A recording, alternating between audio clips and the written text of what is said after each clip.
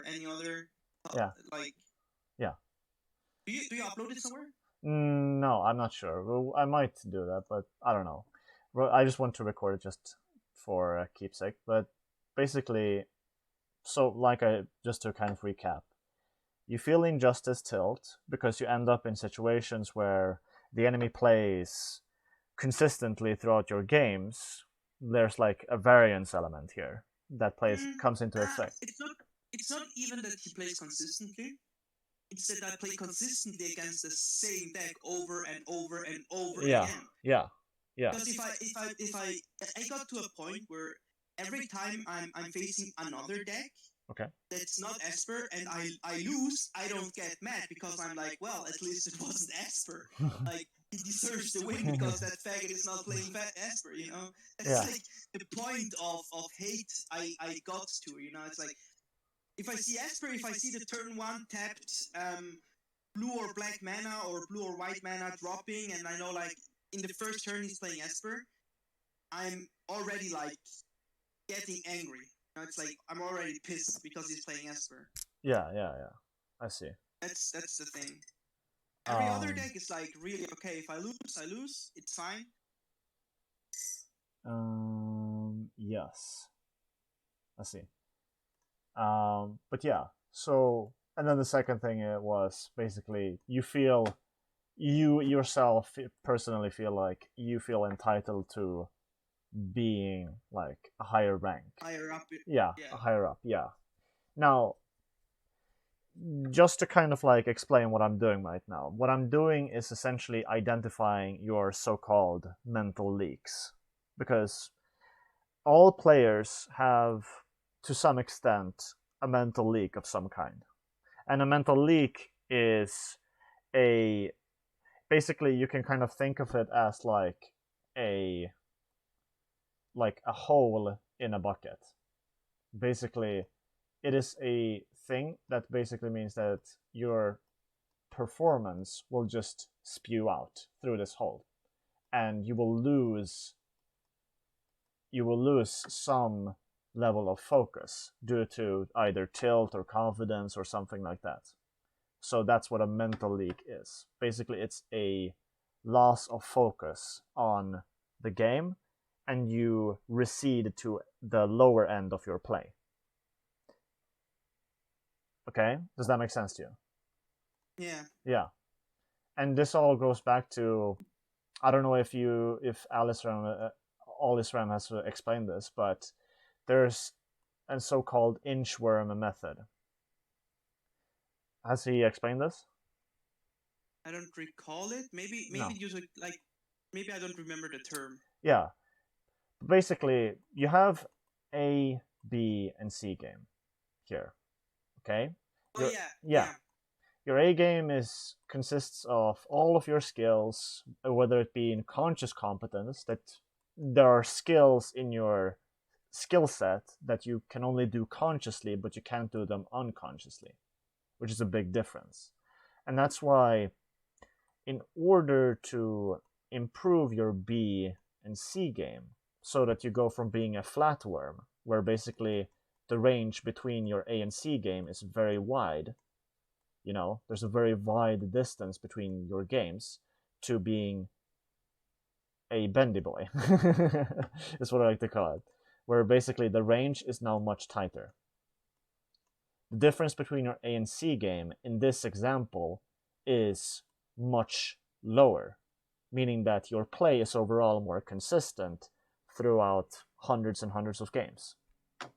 Does that make sense to you? Yeah. Yeah. And in order to improve on your B and C game, obviously in your C game, there's a factor of tilt, just like we are looking at here.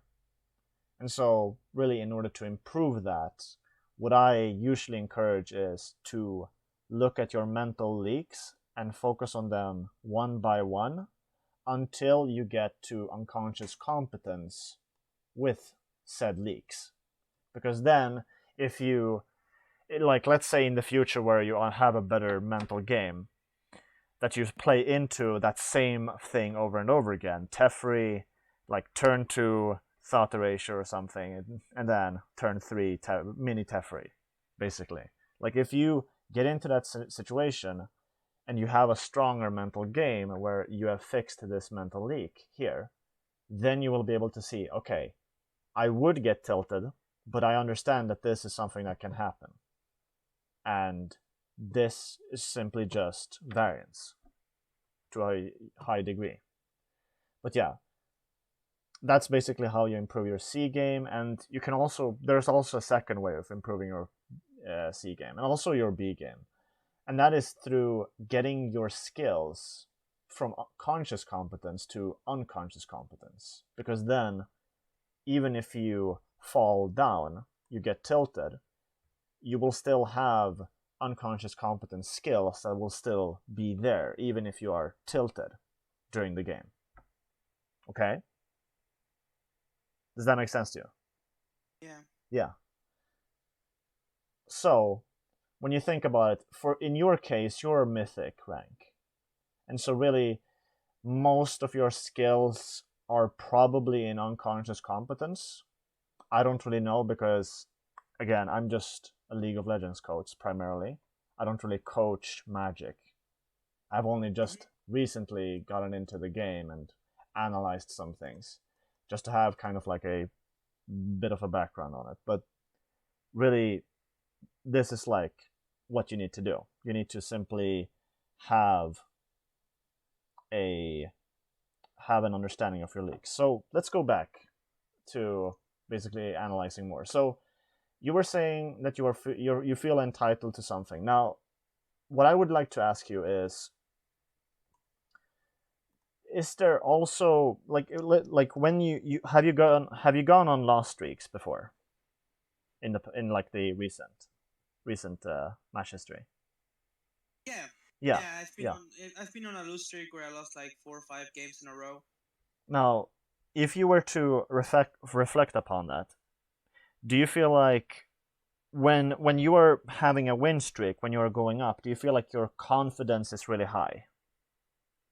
And do you also feel like when you go on a loss streak that your confidence plummets and you feel like you are getting nowhere in your progress? Yeah, kind of. It's like this, right? Um One thing that happens quite often in Magic is that you lose games because you just draw 7 cards and then you have no lands on your starting hand, right? Yes. So then you draw 6 cards, and then you have only lands in your hand. And Yes. then you draw 5 cards, and then you again have like no or too many lands in your hand. Yeah. And it gives you like the feeling, okay, this game's unwinnable. So, and if this happens like 2 or 3 times in a row, and then I queue again, I feel like really that it's gonna happen again. Like, Yeah.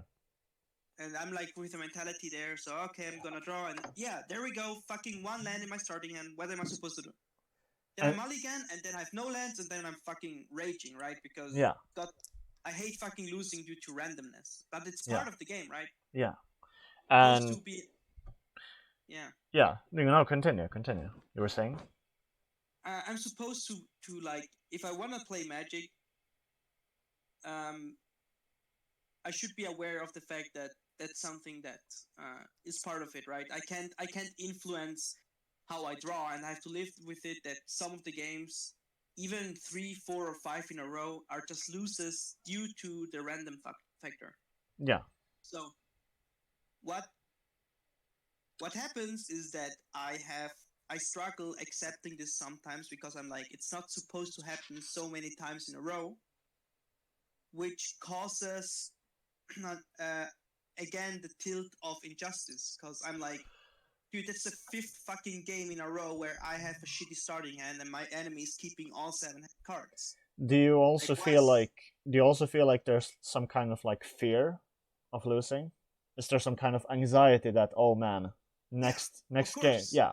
Yeah, okay. It's like the anxiety of, oh my god, I'm gonna lose again, and I'm gonna lose like 2% in my ranking again for no fucking reason. I didn't even get the chance to play Magic because fucking lands are screwing me over once more.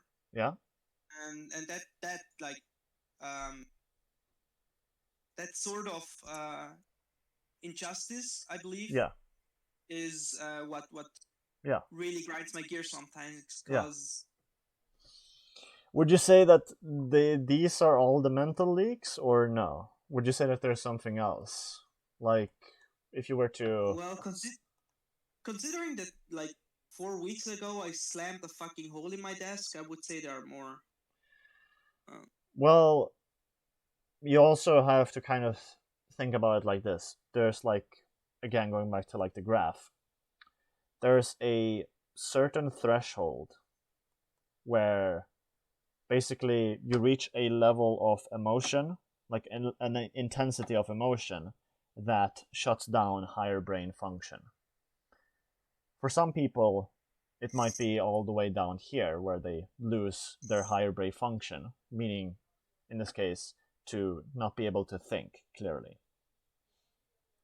And for some people, it might just be that they get frustrated and then immediately they simply can't, like, they can't logically assess the game. And so they lose some of their ability to play the game. Or they don't really lose, they temporarily lack in those areas. Yeah, I know what you mean. Yeah. I was tilted yesterday and I missed lethal and just threw the game by not finishing my opponent. Yeah. He dropped the Teferi and I was like so focused on Teferi and tilting over the fucking Teferi that I didn't see that I had lethal on the board and I just had to attack. That's all I had to do, but I didn't see it. Instead, I removed the Teferi, I passed the turn, and I realized, fuck, I had lethal. And that, playing that mistake, tilted me even more, because I was like, dude, Yeah. I'm better than this, right? So I usually... Okay, I see. So there's also some kind of like mistake tilt. Because yeah, of course, I hate yeah. I fucking hate making... Like, if there's a mistake that happens because it's a really complicated situation I wasn't in very often or never, I try to learn from it, and I don't get mad. Yeah. But if it's like a mistake, like missing an obvious lethal, like a Yeah. very fucking obvious lethal, or doing an obvious mistake, that tilts me, because I know I usually don't make these mistakes, and making them makes me angry. So yeah, there's that. Could it also be because this is my initial assumption, but going back to what I was saying, when when you have a certain belief about how you play the game, like you have a certain belief of your skill, and you think that I simply cannot make these types of mistakes. Why does this happen?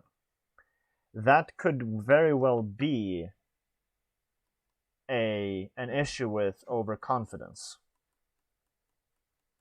Even, but yeah, I'm not saying that you are overconfident. I'm not saying that. Sense. It Yeah, makes sense. yeah, I tend to be a little bit overconfident. yeah, yeah. The reason why this is like a thing is because when you have overconfidence, you tend to have a higher belief of yourself and your skills, which it might sound positive because when you think about it, if you have more confidence, shouldn't you be playing even better than you are currently? But that is not true, because overconfidence stems from not being able to correctly assess where you are in terms of your skills. Like, what weaknesses do you have?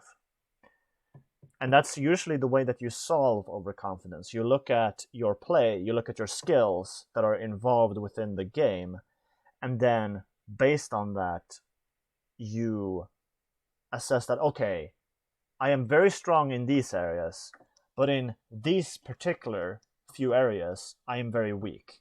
And so, because of that, I shouldn't be this confident over my play because I still have things to work on.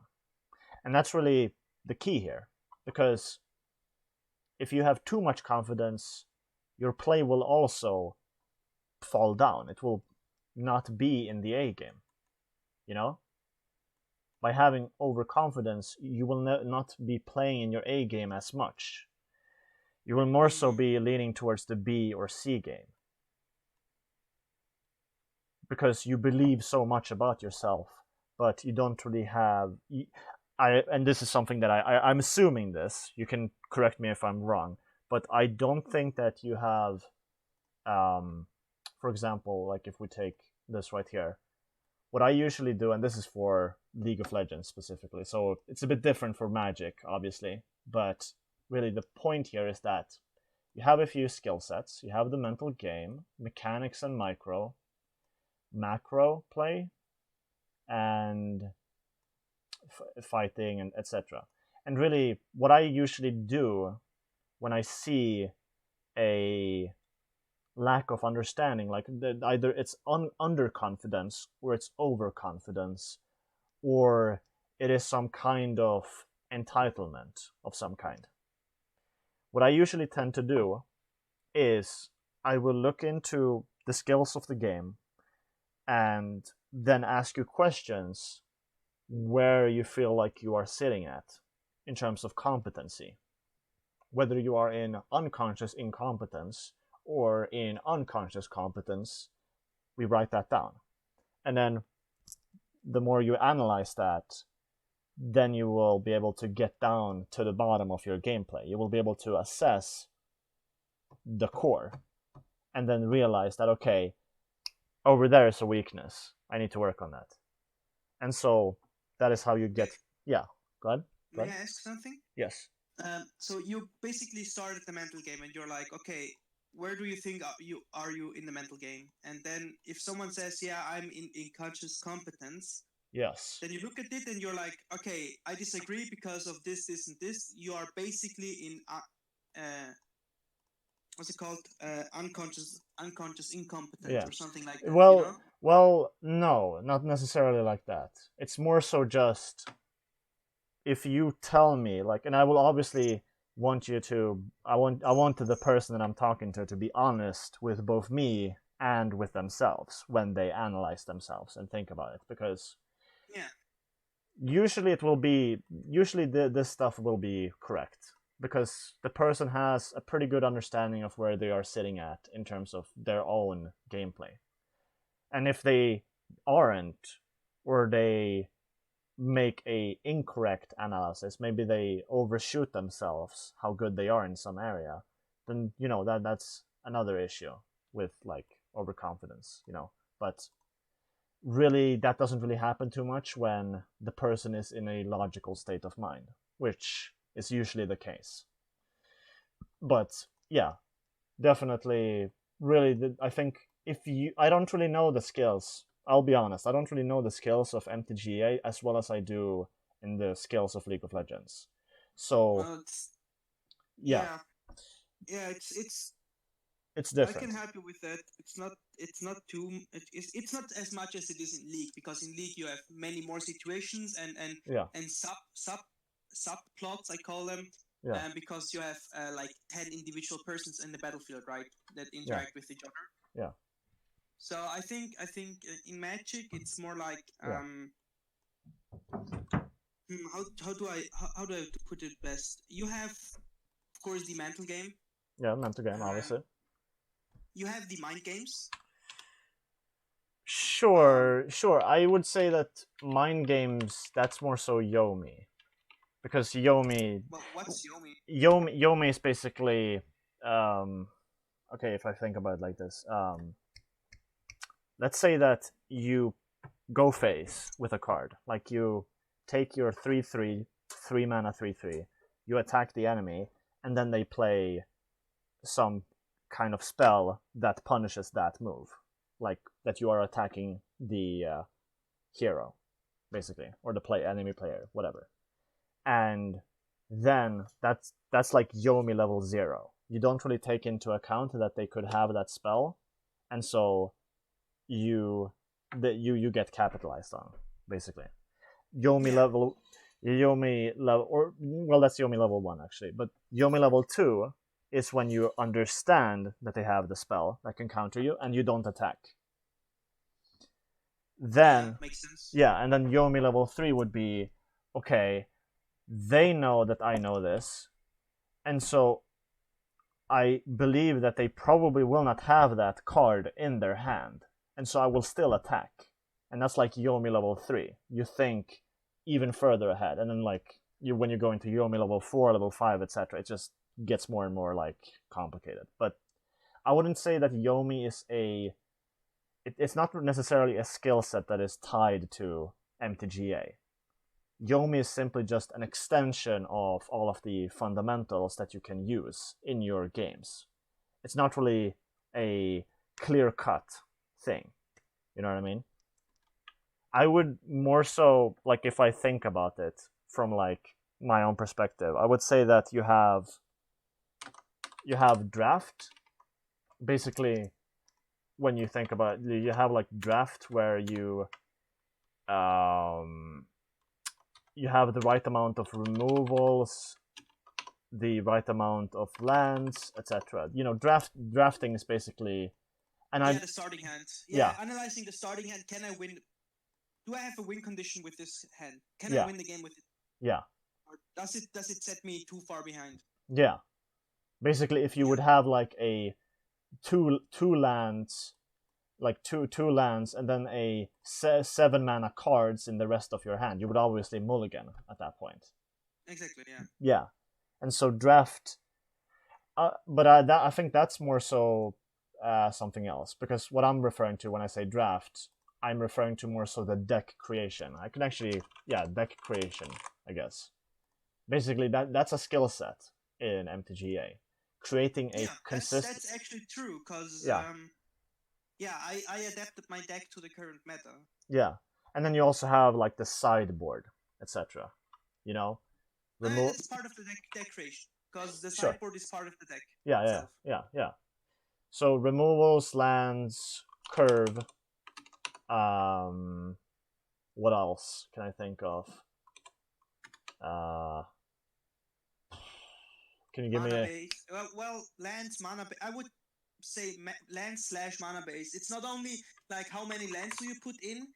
If you play multicolored, you have to like calculate how many cards of white color do I have. Do I have cards that cost 2 white mana to play, so I need more white mana on my mana base to play it more consistently? Yeah. You know, I think that's something that's really important. The curve is really important. Yeah, curve is really, really important. And the sideboard, of course, like sideboard, yes, and well, is drawing cards an essential part? That's what I'm thinking. Is it a fundamental? Because a fundamental is categorized that throughout all game. No, it's not. Okay. No. There are many decks that don't have card draw at all. That just rely that they win with their starting hand, and then mono red stuff like that. Mono red, white weenie, exactly. Even my deck does. My deck has card draw, but it's more like a nice side effect of what one card that just curves out really well. Yeah. It has the potential to draw cards, but for example against Esper, I side out that card because I don't need it. Yeah, and then like there's also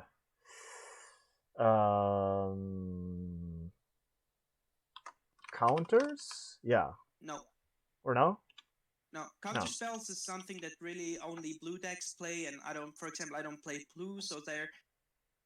But I'm not saying counters as in like spells. I'm saying counters as in you counter the enemy's card with a card of your own, whether it be like a monster spell or like something like that.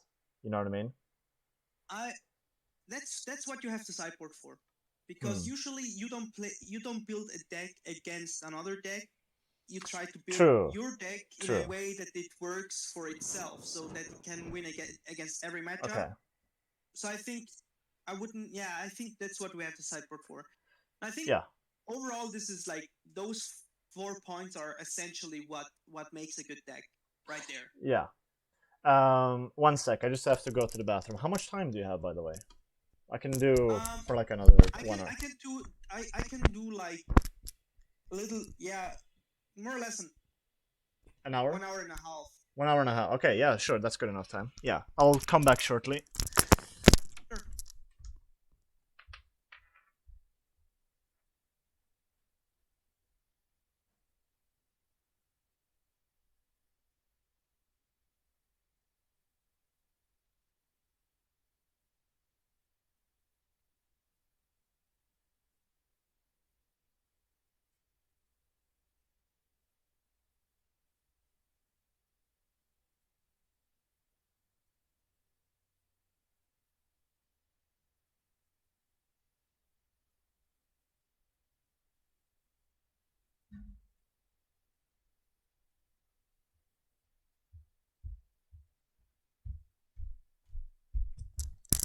All right, I'm back.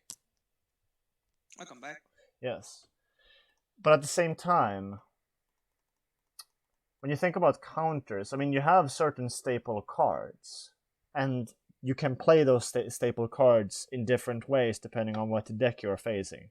Because you wouldn't play your deck in the same way against an EZ as you would against an Esper, you know? If that makes I know sense. what you mean. Yeah. So I don't know. Yeah, but I mean there are certain cards. At the same time, though, that's not really deck creation. Now that I think about it, because that's more so the gameplay aspect. No, it's actually deck creation. It's what I think about when I create a deck. It's like, okay, I need a good curve, but I also need removals. Yeah. What mana base do I need to play these cards consistently? Like I need at least 9 forests to play my turn ones consistently. Because I need that forest in turn 1 in my hands. It's not supposed to be a red mana and shit like that, you know? It's like... Yeah. Then you have board control, and within board control you have basically playing your creatures. You want to basically establish control over the board, because that's a goal of the game. You know, the goal of the game is to get the enemy's HP to 0. And in order to do that, you need to have damage. And usually the most consistent source of damage will be creatures. And so creatures, basically the way that you play creatures is essential. And that's what board control, I think, means. I think a part of board control is also like trading. Like, okay, yeah. Also, like the cards that he has in hand are indirectly part of the board, right? Because they can manipulate the state of the board. If he has a removal and I can force him to use that removal for a 2-for-1, for example, then that's good for me. So that's part of trading. Yeah, board control. Yeah, trading. Okay. What else? What else? What else? What else could be board control? There's the opposite of trading. I don't know what the actual term is for it. It's like if you gain advantage, like card advantage. Oh, carded. Like, yeah, carded advantage. It's like the difference, right? You trading or is when you try to get good trades for yourself, 2-for-1s and stuff. And card advantage is when you play a card that allows you to draw another card. It doesn't remove something from the enemy, but it gives you an advantage, right? Yes. You also have blocking. But isn't that also trading? I'm thinking. It's trading. Yeah, trading. Yeah, okay. Blocking. This is trading. So, wait, we have card advantage, trading. Trading also, I think, should include as well. Yeah, go ahead. Tempo? Tempo, yeah. Tempo, yeah. There are tempo plays, which is not trading, right? You just bounce a card back to his hand. So he doesn't lose the card, but he has to play it out again. He loses speed. Yeah, he loses speed. Yeah. And tempo. Yeah. Go ahead. Yeah, there's tempo, like you push your enemy further away, or you push yourself further ahead. Yeah, exactly. That's like there are 2 forms of tempo. Yeah. And what else? What else do we think is fundamental to MTGA? Like, or is there anything else we can add to board control? Card advantage, trading, tempo, curving out. Curving, yeah. Also, mana efficiency. Mana efficiency. But I think, isn't curving mana efficiency when you think about it? Yeah, but mana efficiency is even like... Curving does not equal mana efficiency. Mana efficiency, like, there are... Curving means that you play a card that stays on the board and you curve it out, right? But there are decks that don't play too many creatures or enchantments or anything. They play burn spells, counter spells, etc. So they try to be mana efficient in your turn. They like leave 3 mana open that which they can use up, and it's not exactly the same. So I'd say curving is mana efficient, but mana efficient isn't curving because it contains much more things. Yeah.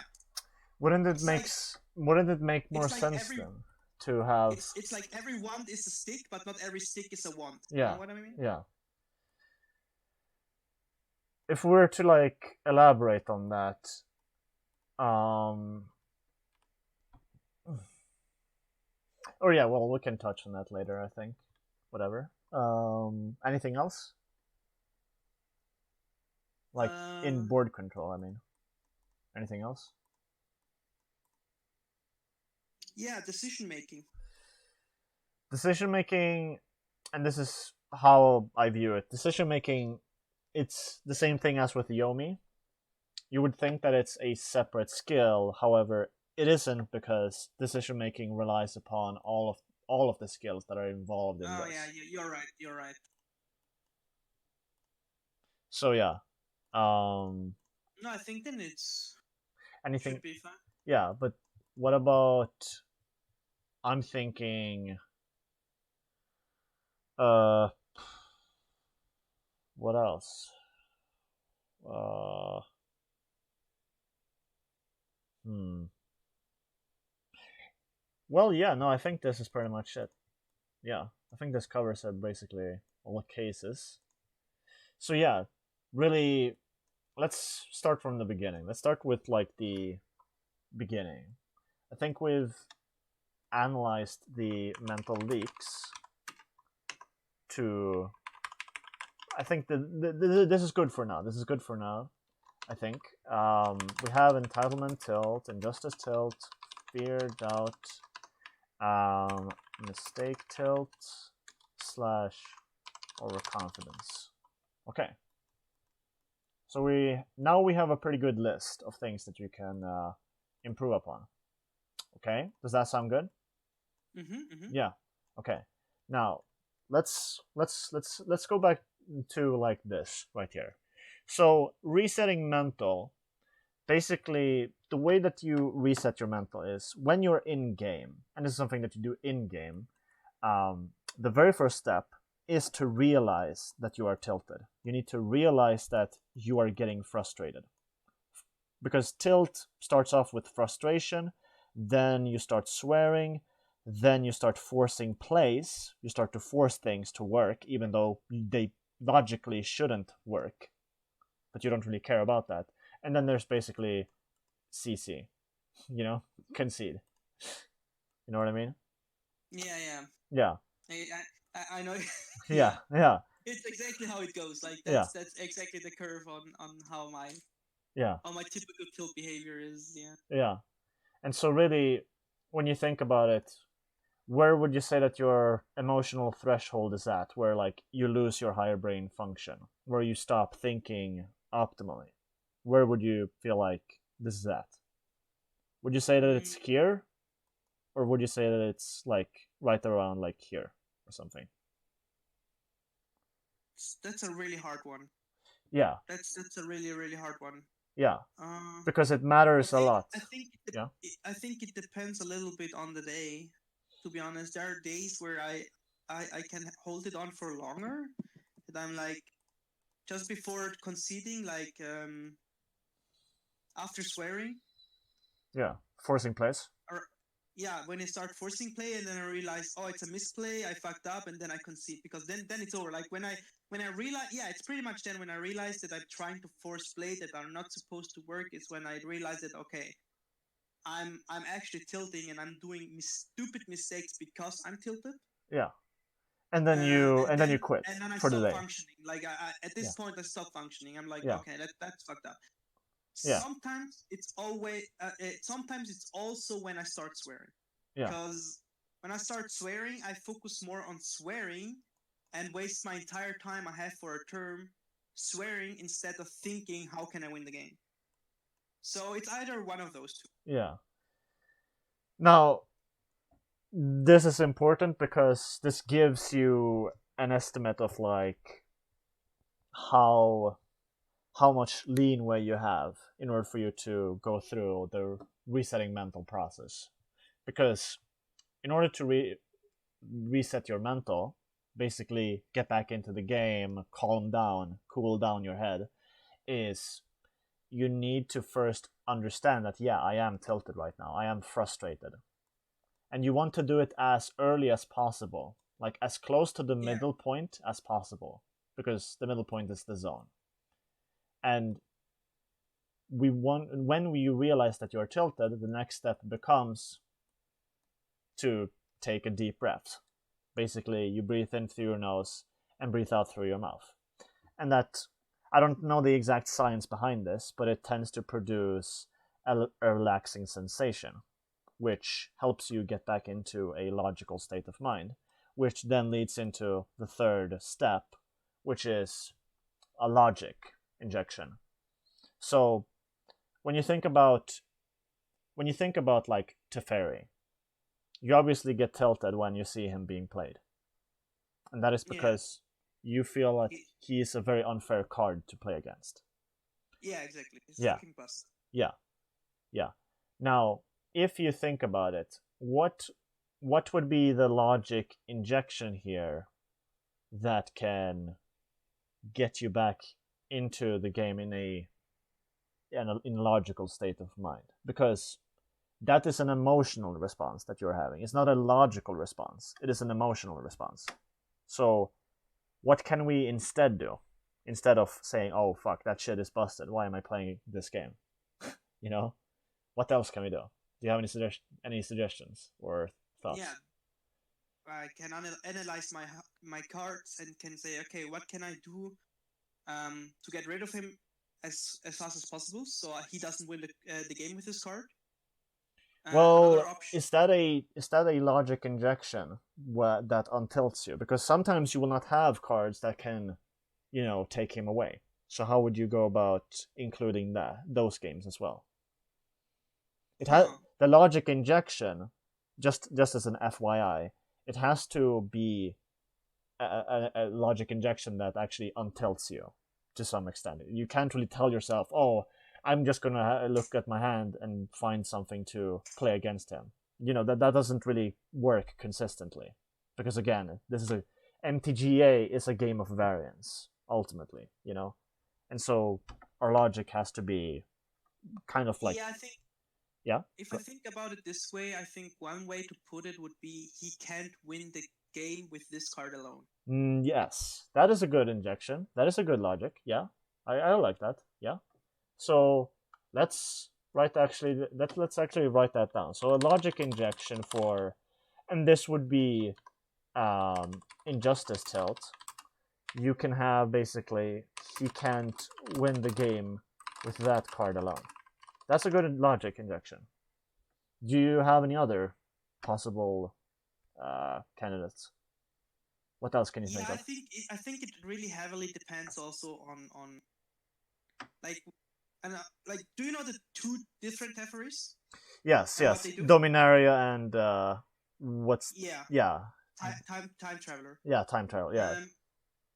Well, Hero of Dominaria is a 5-drop, and when he drops 5-drop, I'm always thinking ahead, right? So, okay, it's turn 5, he can curve out Teferi, he's gonna drop Teferi, he's gonna -3 my Planeswalker, so he's on 1.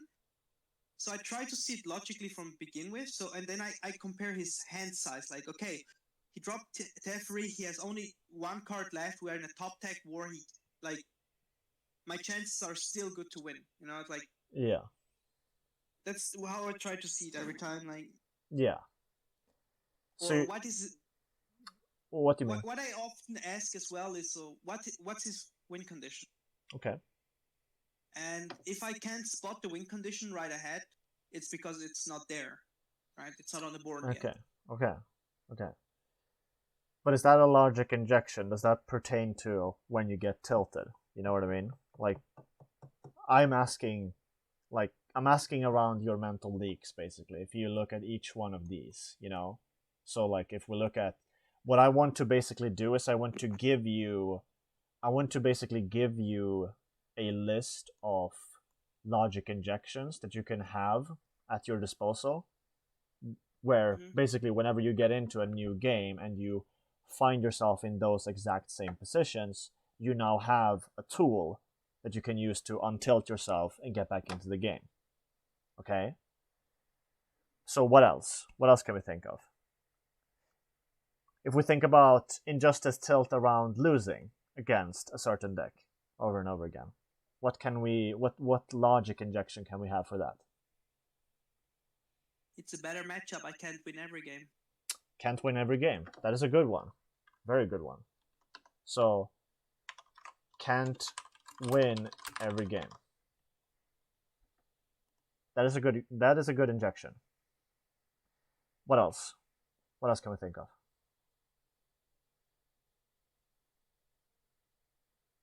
I don't know if it counts as a logic injection, but what Sure. I tend to do is when I'm losing the first game, because I always play best of 3, I'm like, okay, I can sideboard now, and I can adjust my play style.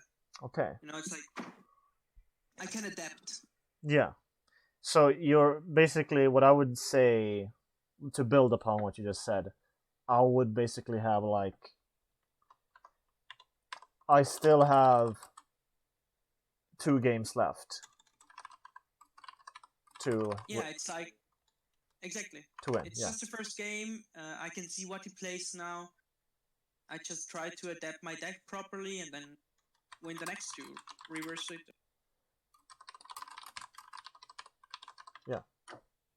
Yeah.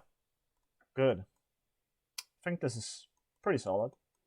Now let's look into entitlement tilt. So this goes more into basically wanting to have a certain rank. Now, if we think about it for a second, what do you value more highly? Skill, or do you value having the rank that is associated? Skill.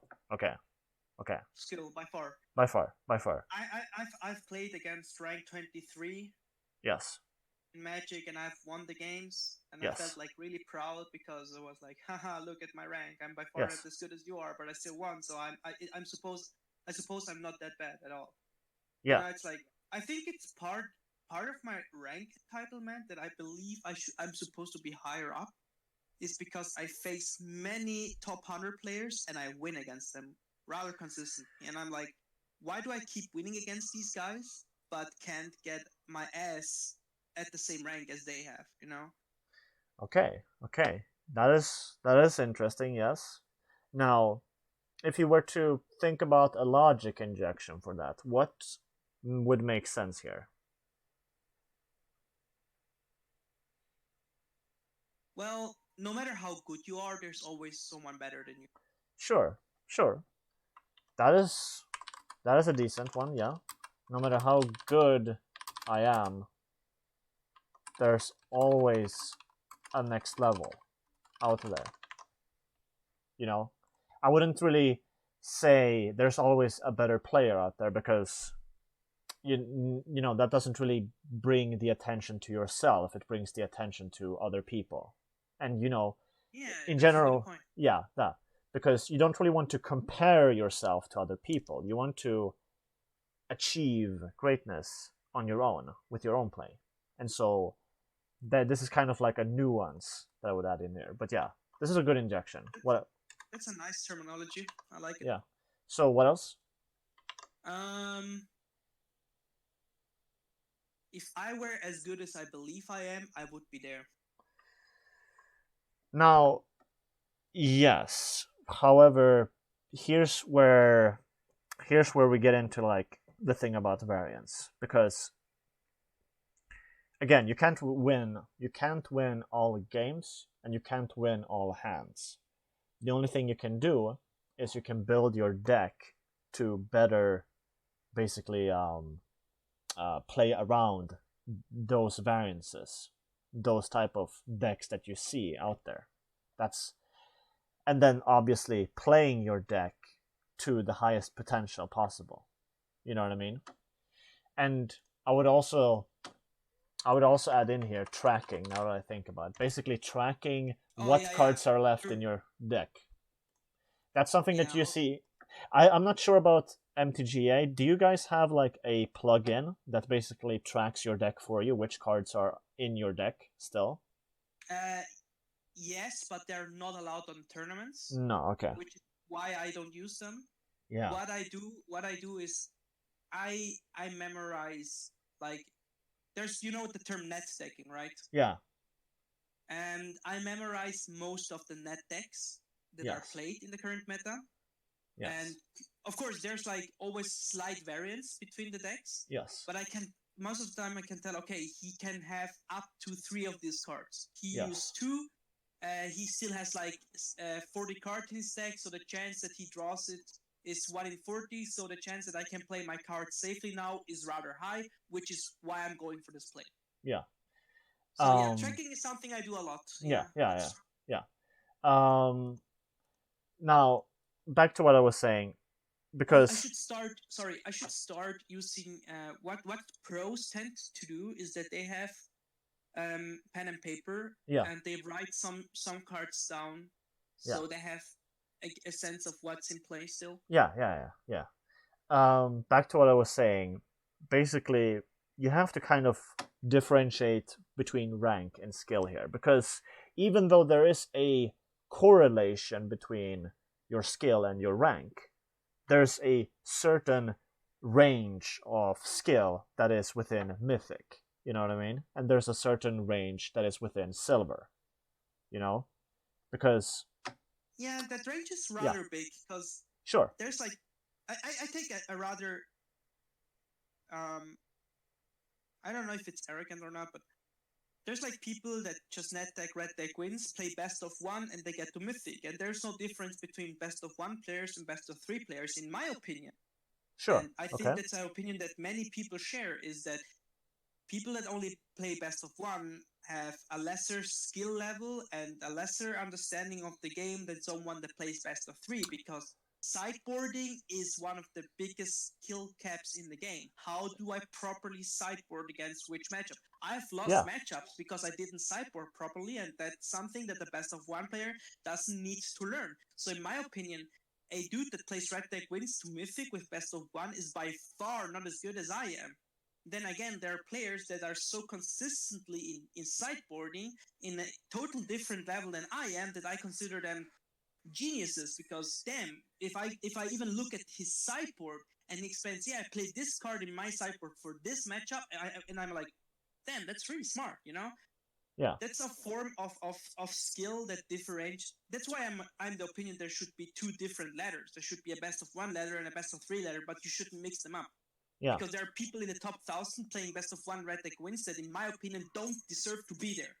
Yeah. You know, I think it's also another form of entitlement, you know? Sure. It's like, why does he get to play the qualifier for the Mythic Championship? Okay. You know, and I don't. Why do I not get the chance? He is a fucking best of 1 player that doesn't know shit about sideboarding, which is one of the biggest disciplines in Magic, and I'm here stuck in my dog shit, well, not dog shit rank, it's still mythic, but I'm here stuck in my like 94 percentage and can't get to top 1,000 because I'm not playing red deck wins in best of 1. And if you were to, we can actually right away just make a logic injection off of that, because you've really hit the nail on a lot of points there. Because if you think about it, best of 1, it's basically just one game. You either win or you lose. Bam. Yeah, it's a fucking coin flip. Yeah, it's a coin flip. 50-50. A 3 game, basically a best of 3, has a lot more volume, meaning that the variance is much smaller. Because if you think about it, the more volume that you put into the game, the less variance starts to matter in terms of what rank you are. Because if you think about it, if you as a mythic player were to smurf in a silver game, you are mythic in terms of skill, but the rank on that account is silver still. However, when you think about it from that perspective, the rank doesn't really matter, because you are so much better than the players that are in silver. You know? And that's really the thing here. And what I tend to see in League of Legends when it comes to entitlement tilt is that a lot of people get angry, like especially Smurfs like from Diamond that Smurf in silver or gold, etc. and they see how their teammates are making mistakes and how like they can't really win games as consistently as they would have thought they would have, you know? Because if they are a smurfing from Diamond, like Diamond 1 or something, in silver games, then they would obviously think, yeah, I should probably have like 100% or 90% at the least win rate in the silver games. But in some situations, that doesn't really happen. And that's not because they are not D1 in skill. They are D1 in skill. It's just that they don't really have a very tight range, if you think about it. Going back to like the inchworm thing. Their A, B, and C game are very far apart. Meaning that if you think about it from like a D1 perspective, D1 could be like the A game. Basically, when they're playing at their best, they are D1, 100%. In their B game, they might be like, I don't know, D4. And then in their C game, they might be like, I don't know, P1. Yeah, plat, basically. And so this is a very, very, very, very, very wide range between his best and his worst, meaning that he is not a very consistent player. And the thing is, because he's smurfing and he thinks he's Diamond 1, but he's performing as a Plat 1, he tilts even more over all that shit. Yes.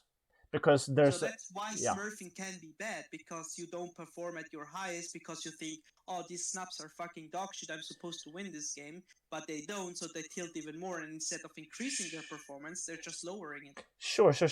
But let's actually, I actually think I disagree with you in some ways, but I'll explain what I mean.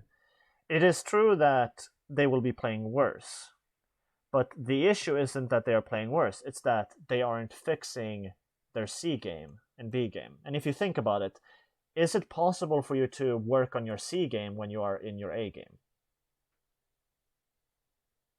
No, because you're in your A game. Yeah, exactly. It's impossible to work on your C game if you are in your A game. It doesn't really make any sense. Why would you do that? But if you are in your C game, if you are already tilted, that is the time that you need to assess your weakness. You need to assess the back end of your play, the C game. And so what I usually tend to do in League of Legends is I give a player a goal. Basically a what's called strategic reminder. So for example, in League of Legends you have like the jungle, basically. That is like a common role. That's what Alisran plays. Yeah. And those are the ones roaming around and killing the camps And a concept in League of Legends is that when like you need to get gold and XP in order to scale into the later stages of the game so that you can then end the game by taking the Nexus, you know? And if you think about it, if the mid lane champion shoves into the enemy mid laner, now they have a huge wave under their turret, and so if the mid laner roams, the enemy mid laner can't really roam because there's a huge ton of golden XP under their turret that is constantly getting killed by the turret. And so this is what's called lane priority. And lane priority simply means to be able to do something before the enemy opponent can respond to that same play.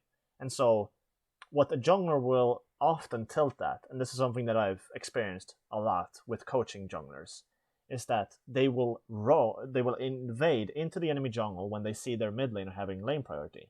But because they are playing in an MMR range that doesn't really think about lane priority, he's maybe playing in gold or plat, where lane priority is not really a thing that the mid laners think about. And so he might assume that the mid laner follows him, but he doesn't.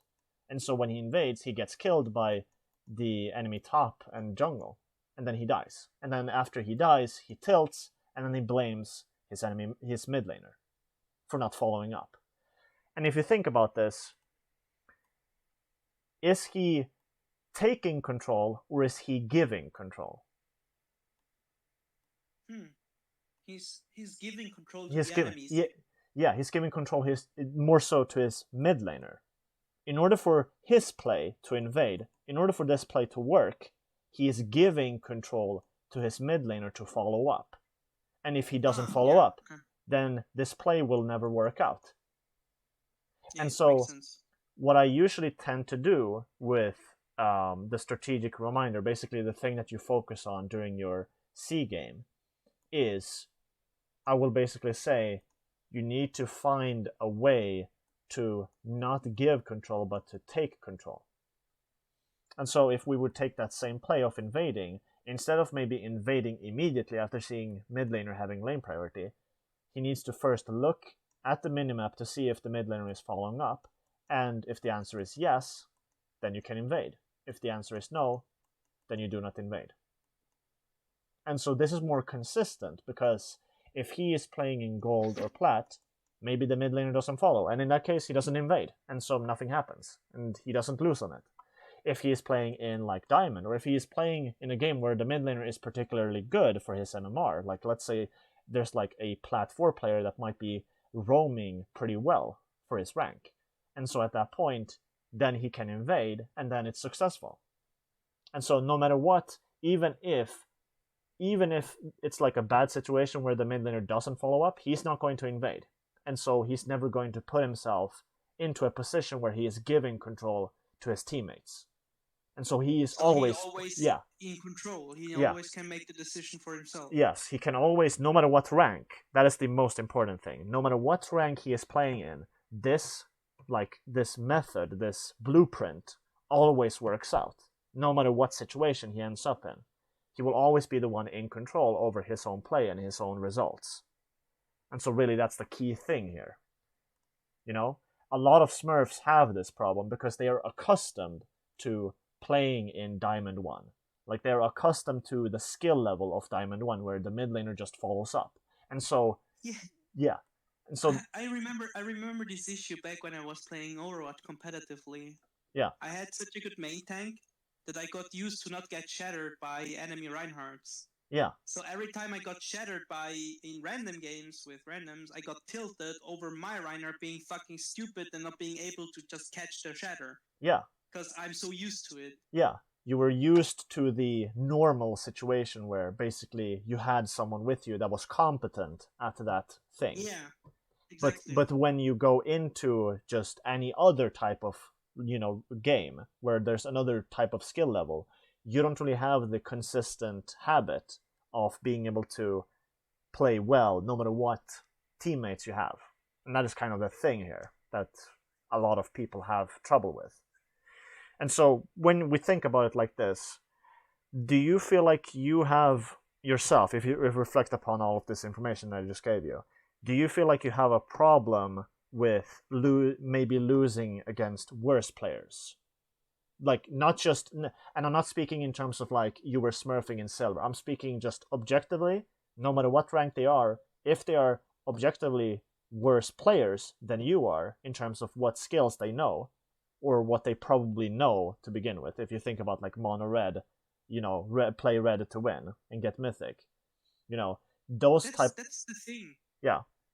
I never play best of 1, right? Yeah. So I always play best of 3.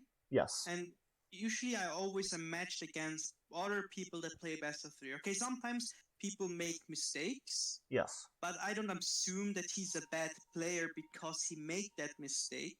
Okay. Because I play a deck that it's not very often played, so it's hard to play against it because you don't know how to sideboard against it. You don't know what's my exact win condition. So they make mistakes due to a lack of information on their side, and not because a lack of skill. Okay. And every season the rank gets resetted, and I have to start from plat again. But yes. All the other mythic players have to do the same. So when I start to play in plat, all the bad players are in silver or even bronze again. Yeah. So I'm always ahead, so I always have to play against players on my level. And even if I have to face someone that's much worse than me, I don't really know how much he knows or how good he is in the game, because it's hard to tell in Magic, right? Yeah. I have played in leagues against players that are worse than me, and I usually win even with a bad hand because I play more consistently. Yes. But if from an objective standpoint, now talking as a former Overwatch player, yes, it does bother me to lose against worse players, because I was in the exact situation you just described, because Yeah. I used to smurf a lot on my Overwatch account. Yeah. Right, I had I was master quite a while, even grandmaster, and I played sometimes on a plat account, and I lost many games because I thought, okay, this should be obvious. We're gonna do this play, and people didn't follow up. Yeah. We lost. I tilted, and I was like, how can I lose to such bad fucking players? Like, they played so miserable, and I still lost, right? And if we think about it, a logic injection for that would be, you can still win even if you are the worst player. That is a fact. You can win in League of Legends even if you are the worst player. You can still win the game. You can still win a tournament even though arguably it's less likely that you will win. You can still, there's still a possibility that you will win a game or a tournament even if you are a worse player compared to someone else. Yeah, that's true. Yeah, that is true because of variance. True, yeah. And so when you think about it, if like you were playing against like Teferi, and even though they are like they made a huge error in their play, even though they're like mythic, and then you get tilted because you weren't able to capitalize on it because you didn't have the right cards in your hand, and then they end up winning just because they are bad at the game. Like they end up doing a play that is bad, but because of the fact that you didn't have the cards necessary to win, it was good. Like it became good because of that. And there are situations in League of Legends, like if I were to draw like an anecdote from that, sometimes, going back to what I was saying about, golden XP, sometimes mid laners will randomly just roam bot lane and get a double kill. Even though the enemy mid laner is playing correctly, he's shoving into the turret and denying this mid laner a lot of golden XP by denying all of the waves into his turret, getting turret platings. Even though he's doing all of this, the enemy mid laner, because he was playing bad, because he went for a coin flip roam that ended up working out, he was rewarded for it, and then he might have snowballed and won the game single-handedly because of that. And then often the players that are playing in this position against these type of players that are very coin flippy, they tilt over it. Yeah, they tilt over it because they think to themselves, why is he winning when he is by far the worst player out of the two of us? And the reason why he is winning is because variance is a thing. And so really that's kind of the thing here that I want to like bring up.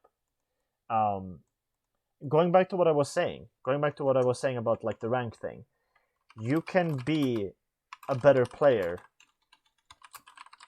even though you have a lower rank. The same thing applies, basically. You can win against a rank 26 mythic, but even though you are a sub 1000 mythic player. You can still win against those type of players, even if you are below them in rank. And that is kind of the thing here with entitlement. I've met D4 players that have consistently, or not met them, but I've seen them and I've talked to them, that have consistently outperformed their counterpart in tournaments. Yeah, even though Ali's one of those people that sometimes he doesn't have like the highest rank, but he plays really well from what I see and understand. Like I'm a noob in League. Like I've played one game of League in my life. Yeah. But it's like pretty obvious if I watch the game and I see he's ahead of his enemy, he's always like has more map awareness, does great shot calling and shit, and they win the games, even though they're. That was when back when he was like Diamond 3. Yeah. And he had enemies that were higher ranked, but he still outplayed them because he had much more game sense, consistent play mechanic. Yeah. And that's really the thing here when you think about it. And when I hear your background, what I've listened so far to you during the session was that you want to reach a certain rank because there's like an opportunity tied with the rank. Like you might, you might. I might go pro if I get that rank. Yeah, you might go pro if you get that rank. Now, Here's kind of the thing though. I have seen a few players. I can't really like name them off of the top of my head, but I have seen them. And there are situations where even if the rank itself doesn't qualify for being a pro player, they were still able to go pro because they were performing so well in tournament games, and they got noticed by a higher level team. And so after they got noticed, they got invited, and then they got to play, and then they became a pro player. That has happened. That has definitely happened, and that is a thing that can happen. So if you see that someone has potential and you recruit them and you like put the effort and yeah.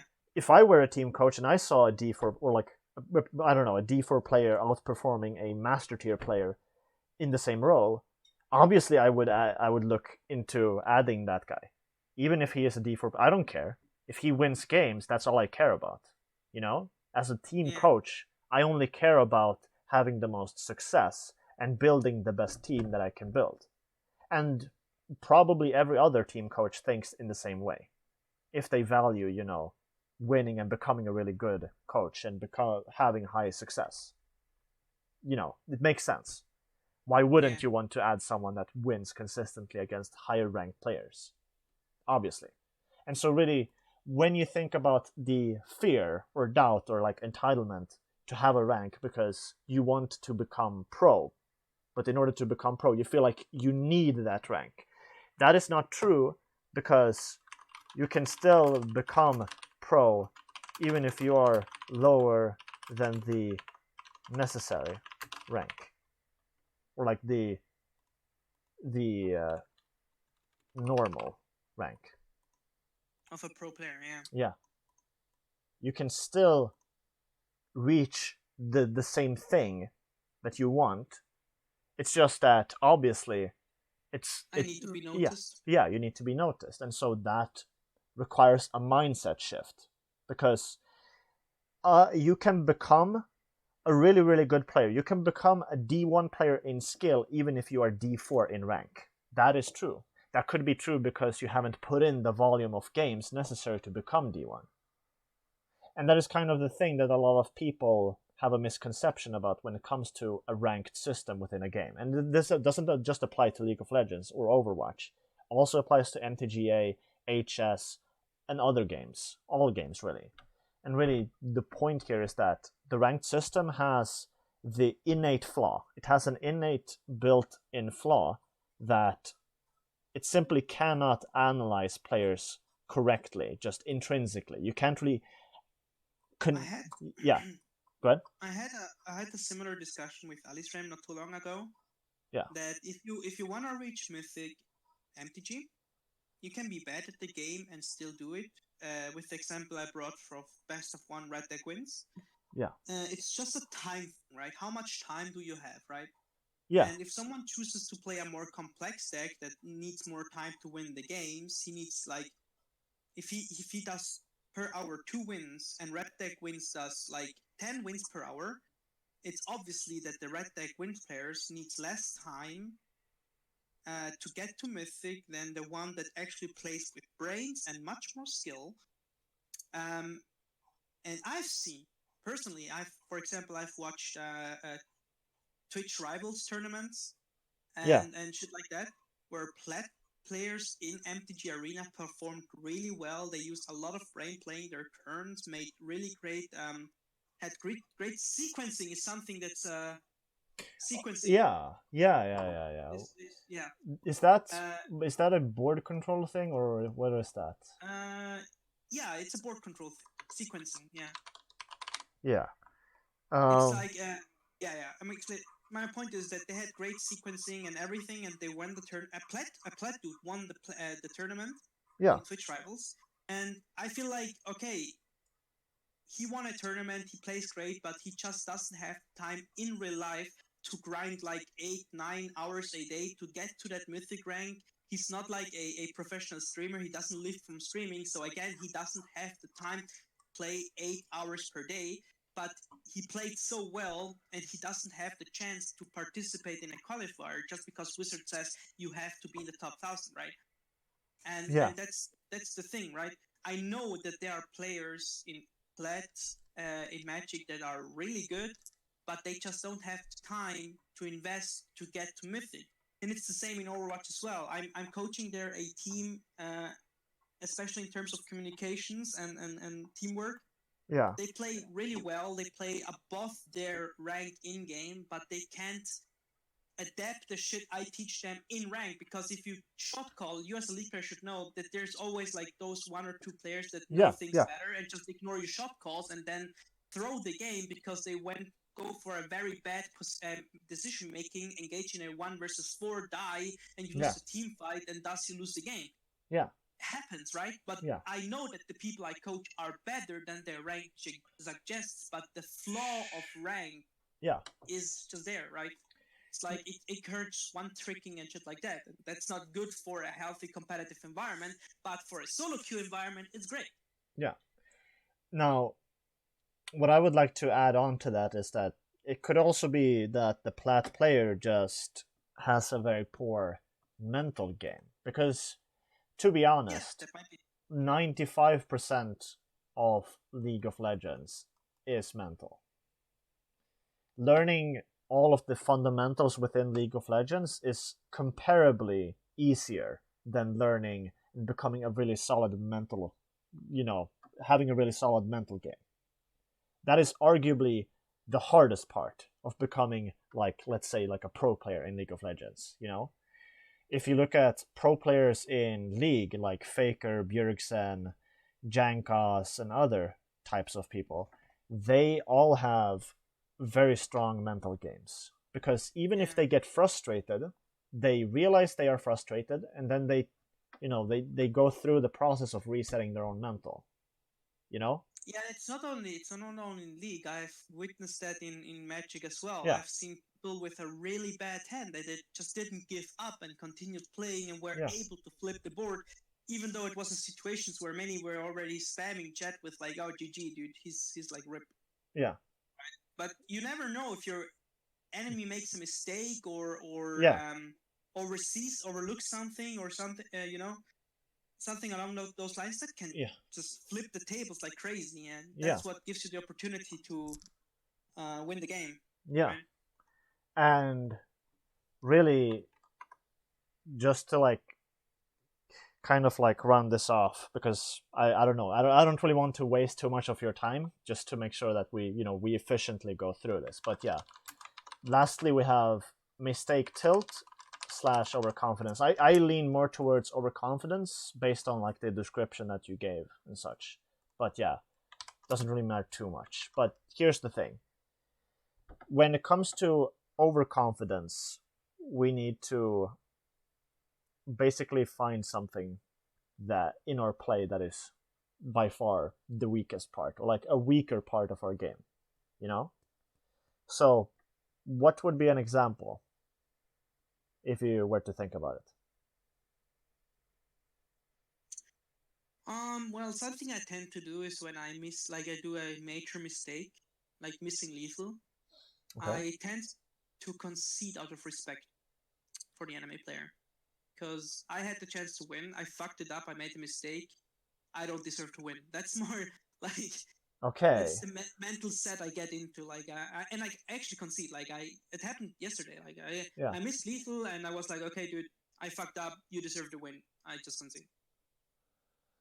Now, if you were to think about that for a second, are you allowed to make mistakes?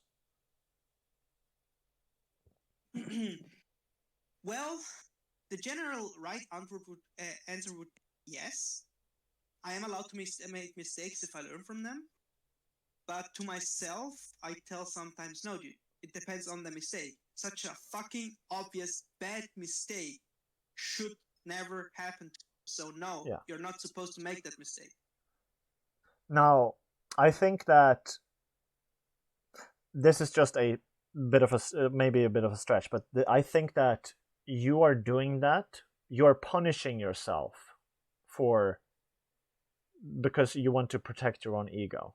You don't want to admit to yourself that your game, like your gameplay maybe isn't as high of a level as you would otherwise think, if that makes sense to you. Because if you were to say, ah shit, I made a mistake, I can improve on this, that would mean that you admit that you are not as good in that area as you would otherwise think. Like if you were missing lethal, that could be, like if we were to think about it, that could be like a sequencing or trading issue, you know? And so when you think about it like this, it would make sense for you to like tell yourself that, yeah, I can't make this mistake, because you're protecting your own ego. You're protecting yourself from admitting that, yeah, my game is probably not as good as I imagined it would be. And that's really the thing, I think, with overconfidence. I think that's kind of a core issue with overconfidence. What would you say to that? Do you feel like you can resonate with that statement or no? Yeah, to be honest, even though it hurts a little, yeah. Yeah. It's probably that. I mean, what else could it be? It's not like, again, I feel like I don't deserve the win because I think of myself as a better player, but if I really was that good, I wouldn't really do that mistake, or I would just accept the mistake and try to. I do kind of like learn from it. I'm like, okay, next time I really need to focus more on the board, and really before I just get angry at Teferi and remove him out of principle, just check, do you have lethal, right? Yeah. I try to learn from it in a way, but in a way I also try to, like, as you said, it's I think it's a little bit of both. It's sometimes I tend to be a little bit, fuck, it really hurts to say it out loud, but I tend to be a little bit arrogant in those kinds of scenarios, because I'm like, I'm better than this. I'm not supposed to make the mistake, right? Yeah. And as soon as it happens, I go apeshit. I'm like, God fucking damn it, right? Yeah. Like, really fucking pissed at myself for doing that mistake. And that, as you said, is probably a sign that I'm not as good as I think I am. Yeah. And so that's really, like, I think that's kind of like the thing that you need to really explore in terms of like your own play. Because if we were to like say, you know, trading, maybe you are still in conscious competence. You're not in unconscious competence where you never miss lethal, no matter what. No matter if you're tilted, no matter if you are like not as focused, it might still happen that you are still miss lethal. And that is a sign that you aren't yet in unconscious competence when it comes to stuff like trading, if that makes sense to you. Yeah, I chose to trade or trade away the... Yeah. Yeah. Now, to kind of explain, to give like an explanation, you have unconscious incompetence, which means there's a mistake, but you don't know that you are making the mistake. I actually know what those terms mean, so don't worry about it. Oh, okay. I know that conscious incompetence is that I still have to focus on doing the right thing, and unconscious incompetence is when it's kind of muscle memory. You know, it's like I do it out of it's like a natural behavior of mine that I know what I'm doing, but I'm not really aware anymore that I'm doing. I'm just doing it because it's the right thing to do. It's like always attack before playing a card, or always melee after a hook, or you know, like so it's really good compared with muscle memory. Yeah. So a logic injection that I would give for this: if I make a mistake in an area, that means I still need to improve in that specific area more. And that's like, it hurts. It hurts to say that, because then you have to admit that, yeah, my game is not as strong as I maybe thought it would be. Yeah. And so, but it hurts because it is true. It does, like, it wouldn't hurt if it wasn't true. But if it is true, it might hurt, But at the same time, it's a learning experience. This is simply just to give you an idea of what you need to improve on. And now we have logic injections, and we also have, if we think about the strategic reminder, what could a strategic reminder basically this is more so just like, like I gave earlier, taking control instead of giving control. That is one.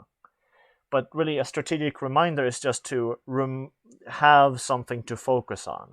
It could be a fundamental, like, okay, I need to focus on my sideboarding when I lose this game. Like, I need to add in the counters to the deck that I'm playing against. You know what I mean? Mm-hmm. And you just want to have something that you can focus on. And then after the game, and this is where like most of the learning happens. This is where the most of the learning happens. Because after the game, you want to basically go through, there's like a process here. First you have your performance, which generates a result. After the result is given, you then evaluate the result. So if you won against an Esper hero deck, you say maybe, yeah, I played good this game.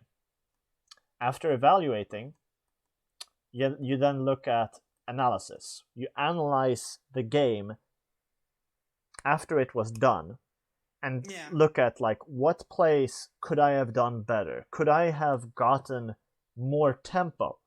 Because tempo, exactly. Could I have? Can I? Did I?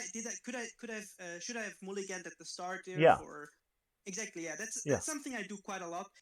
Especially, I do it more when I lose than when I win. Because when I win, and I think that's a mistake.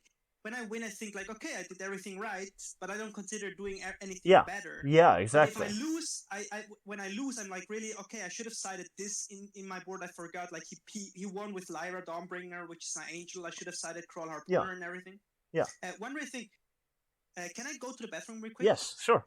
No problem. Thank you.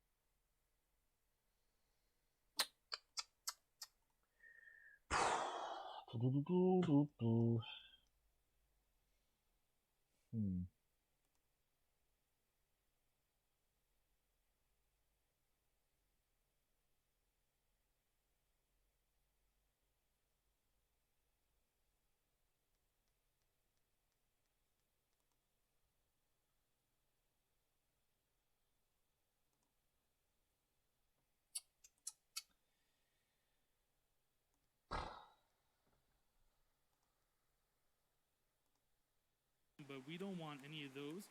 We only want to go to tile extra to set up automatic frames into all of them.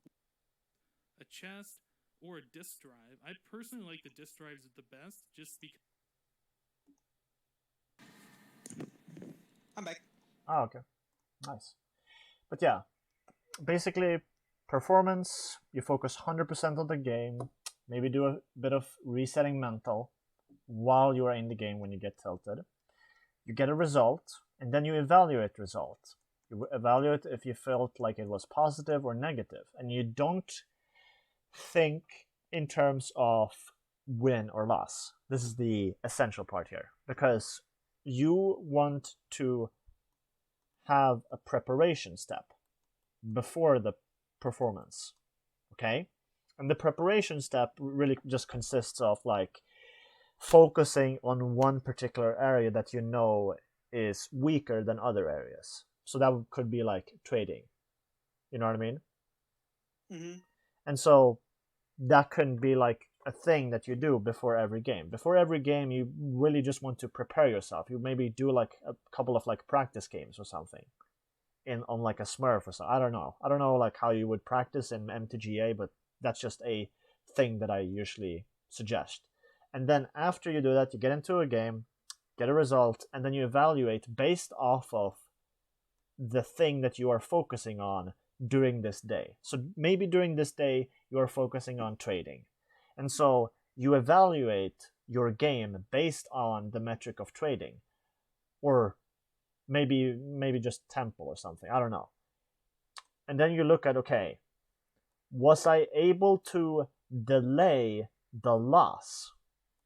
Was I able to delay the loss by some kind of, like, how much was I able to delay my death, my like the death of my character? Yeah, I know what you mean. Yeah, because tempo goes both ways. It could either be to slow down your own loss or to accelerate your own win, and both are very important. Both are very, very important, and that's why you need to evaluate based on, okay, was I able to delay my death by 10 turns?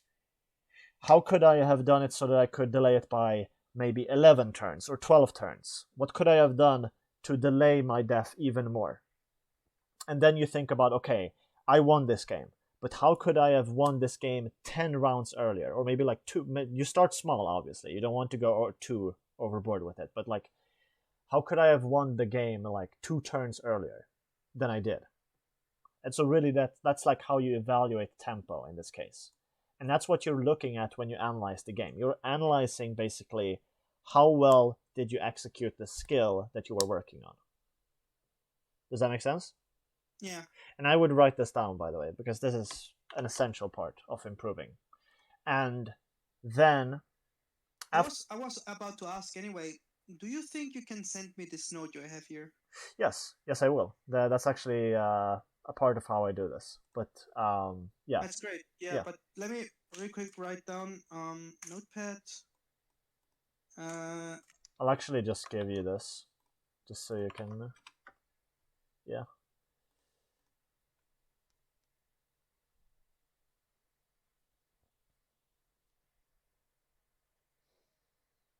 Whoops.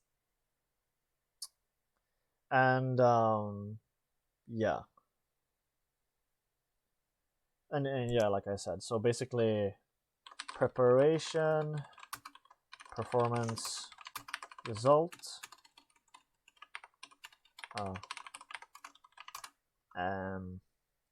evaluation, analysis, preparation, and then etc. Does that make sense? It does. Yeah, because you're constantly, like, you may have like an initial preparation, and then after that you play a game and you analyze, you get an even better preparation. Maybe you missed something, and then you add to your preparation, your warm-up to your game, that, okay, next time I will now warm up on these specific areas more, so that I am able to cover those mistakes better. Because really, to improve your A, B, and C game, you need to get UI to CI, CI to CC, and CC to UC. Basically, that's really how the process works. And like I said earlier, B and C game only utilize UC skills. CC skills are not very visible, if at all. Okay. Have you written this stuff down? Yeah, I'm on it right now. Yeah, you can just copy paste this stuff. Yeah. Yeah. So I did. All right.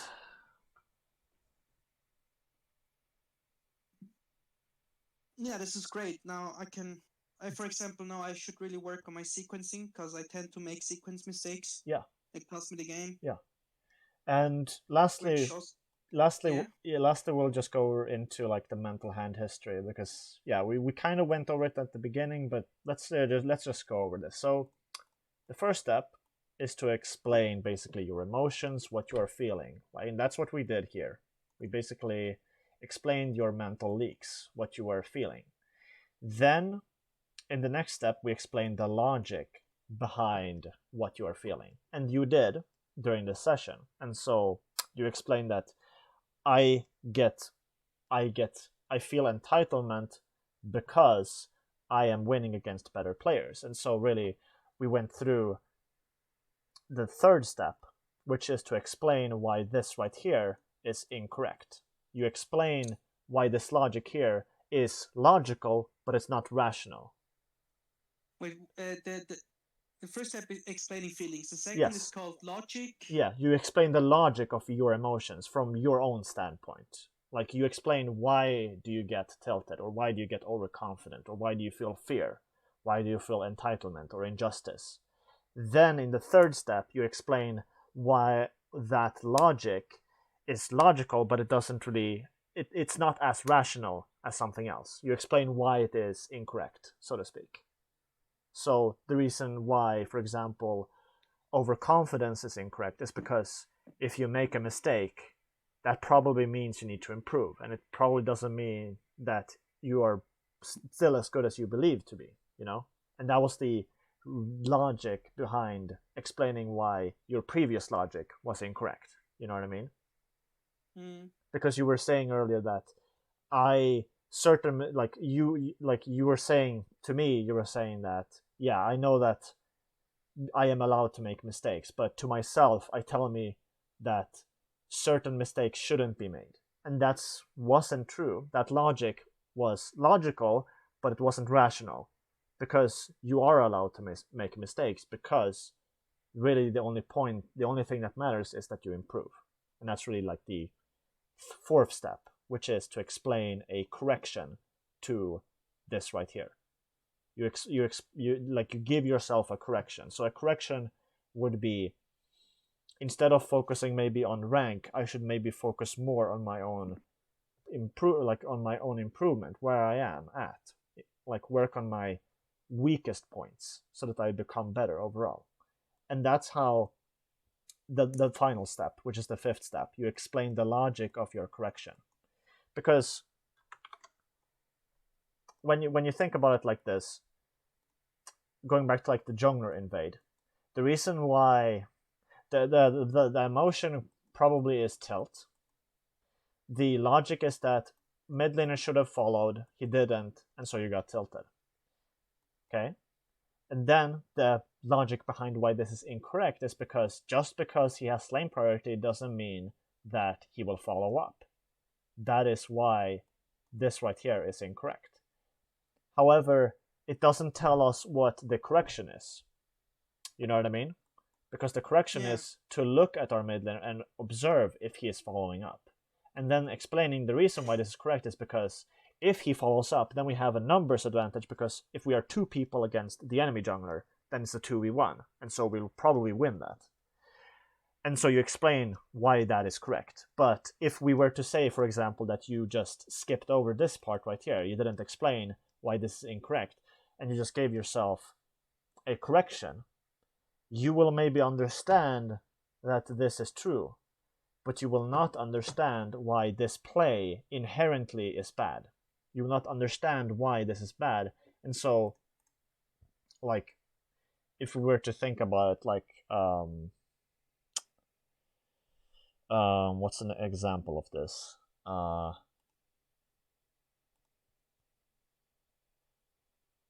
like yeah, maybe you might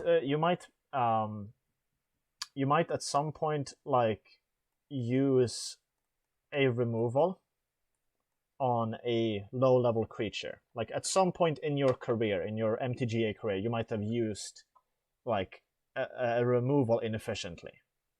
And so really, when you see that the big dude comes out and you don't have the removal, then you get tilted. And so really, if you skip over the fact that why this is incorrect and you only explain the correction, then you will not understand the edge cases. You will not be able to understand that in certain situations this might be okay. Okay? This goes back to champion pool, and in this case that would be like if you have 1 to 3 decks instead of having like 1 to 10 decks available. What a lot of people tend to give in terms of advice on League of Legends is that you should have 1 to 3 champions because you only have 100% focus to spend every day. And if you have 2 champions, then you spend it 50-50. But if you have like 10 champions, then it's only like 10% for each individual champion, which isn't as efficient as having 50% on 2 champions. Yeah. Now, the thing is, though, this isn't true when you reach a higher level of play, when you reach, let's say, Challenger in League of Legends, because then having 1 to 3 champions only actually cripples you in many ways, because if you don't have a response to the enemy's pick, then you will probably... you're fucked. You won't really have an option. And so this is an example of understanding why this is incorrect. This is an example of not understanding why this is incorrect and only understanding why this is correct. Yeah, I know what you mean. Yeah. You basically only understand why this is true, but you don't understand when this actually is correct. You don't understand when this becomes correct. When this exactly. You only understand when, like, why it is incorrect, but you don't really have more understanding past that. Okay, I think I have a great example. Yeah. While playing MTG, you usually always attack. You have like 2 main phases, right? Yeah. You can play in the main. Then you have attack phase and then a second main phase. And before you play a card, usually you attack first because you want to force removals. You want them to remove. You don't want them to remove the card you play, but the card you have in play, for example. Yeah. And usually that's the right play to do. Yes. But for example, if you play White Weenie, where you have a creature that gives other creatures +1/+1, this means you do more damage in that attack phase, so you want to play the card before you attack. Now, usually it's wrong. Yeah. Because they immediately remove, like, you want them to remove your other creatures first, but you want to force that removal and create pressure with more damage. So what do they remove now? You're attacking creatures, or because the creature you play in that moment can't attack, but it makes your other creatures stronger. So what do you remove? The attacking creatures to prevent immediate damage? Or do you remove the creature you just played that buffs the other creatures to prevent damage in the long run? Right? So that's a point of decision making that you force upon the enemy by making a play that's usually not right. Usually you want to first attack, force removals, then play your card. So he used the removals for the card you wanted him to remove, right?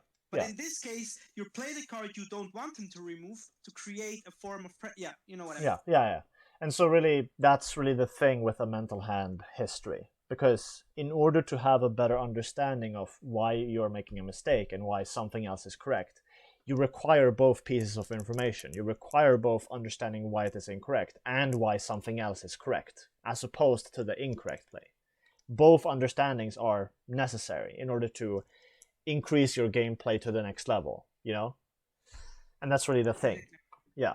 Yeah, that's something I tell my the team I'm coaching is just because something works, it doesn't mean it's correct. Yeah. So you always have to be aware of what you're doing and why is it working. Because if you don't know why it's working, it's not gonna work a second time because the conditions for it to work might not be met. Yeah. No, you're exactly right. Yeah. So yeah, I mean, this is pretty much it. I think we've covered everything that you really need right now in terms of like your mental game. Now, just to kind of like, yeah. The sequence was explain feelings. Yes. Logic from own standpoint. Yes. Why is my logic irrational or incorrect? Yeah. Find correction. Yes. And the last point was, what was it called? Last point, you explain the correction. The fourth step is get a correction to the mistake, and then explain why that correction makes sense. And if it doesn't make sense, then you find another correction that does make sense.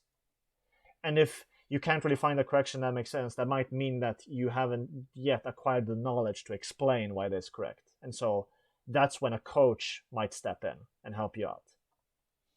But yeah. All right. But yeah, I would also recommend reading this book, because this is where I got most, if not all, of the knowledge that I know right now that I just gave you. So, oh yeah, I'm already reading this. Yeah. I got it from Alice Remia. Yeah. But yeah, do you have any questions to end the session? I feel like this is pretty much everything we need right now to just begin working on it. I think I had the most important questions during the session. Yes. If you don't really have any right now, but you have one later, you can just ask me in DMs and I can answer. I would really appreciate that. Yeah. Yeah. Cool. I think overall the lesson was great. I can't believe that you do this for free, because it's like a lot of valuable information. Sure. The reason why I do it for free is because I want to focus more on growing my personal brand as a coach, as opposed to making money. Because branding, when you think about it from like a business standpoint, you don't have customers unless you have an audience. And you don't really have an audience unless people understand what your brand is, if that makes sense. Like you wouldn't buy an iPhone from Apple unless you knew that their products were good. Yeah, that's true. Yeah. Makes sense. Yeah. And so really, yeah. If there's anything I can help, well, like you were help, yeah. I mean, if you can a review anywhere or something, just hit me up. Yeah, but overall, I just want to coach people. That's really the thing that I want to do right now. I just want to coach more people. And if you have people that you know that want coaching, I can definitely provide that. So that's pretty much it. Yeah, since I have a lot to do with people in different competitive environments, I might actually find someone that might need your help. Yeah. So all right, I would send them over. Yes, cool. So yeah, thank you very much. Yes. For the insights. Do you feel like you now have the tools necessary to improve? Do you know the aha effect? Yeah, I know it. When you get something, yeah. That's something I experienced a lot today. Like, there's a difference between knowing and understanding. Yeah. It is. And then I feel like I got a lot of understanding today, which backed up my knowing. So if you know something and understand it, it's when you really get it. Yeah. It's like in Overwatch, the high ground. You get the high ground, but why do you get it? Yeah, right? Exactly. That's exactly that, and it really helped me a lot. So I really appreciate your help. Yes. Thank you very, very much. Yes, and if you ever find any issues with integrating these things, or maybe like you have some questions or something, you can just get back to me anytime, and we can just continue on this. So yeah, all right. I'll see you later, dude. Yeah, thanks. I have to work now. Yeah, 3 hours. Yeah, no problem. I'll see you. I wish you a good day. Same to you.